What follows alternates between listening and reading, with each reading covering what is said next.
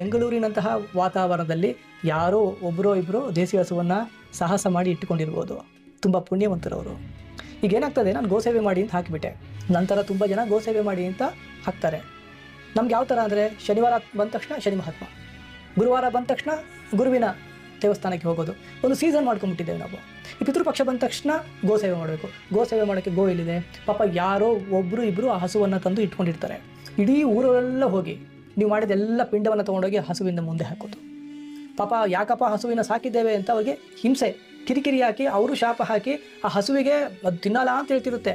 ಬೆಳಗ್ಗೆಯಿಂದ ತಿನ್ನಿಸಿ ಹೊಟ್ಟೆ ನೋವು, ಅದಕ್ಕೆ ಲೂಸ್ ಮೋಷನ್ ಎಲ್ಲ ಆಗುತ್ತೆ ಅಂತ ಹಸುವನ್ನು ಸಾಕಿದವರು ನನಗೆ ಮಾಹಿತಿಯನ್ನು ಕೂಡ ಕೊಟ್ಟರು. ಇದು ಅನಾಹುತ ಅಲ್ವಾ? ಇಂಥ ಅವಿವೇಕದ ಕೆಲಸಗಳನ್ನು ನಾವು ಮಾಡಬಾರ್ದಲ್ವಾ? ಶ್ರದ್ಧೆ ಹೆಸರಲ್ಲಿ ಬೇಡದೆಲ್ಲ ಮನೆಗೆ ಹಾಕಿ ಹೋಗ್ಬಿಡ್ತಾರೆ. ಕ್ಲೀನ್ ಮಾಡೋಕ್ಕೆ ತುಂಬ ಕಷ್ಟ ಆಗುತ್ತೆ, ಹಸುವಿಗೆ ಚಿಕಿತ್ಸೆ ಕೊಡಬೇಕಾಗತ್ತೆ ಇಂಥ ಸಮಯ ಆದಮೇಲೆ ಅಂತ. ದಯವಿಟ್ಟು ಯಾರೂ ಅಂಥದ್ದನ್ನು ಮಾಡಬೇಡಿ. ಇದು ತುಂಬ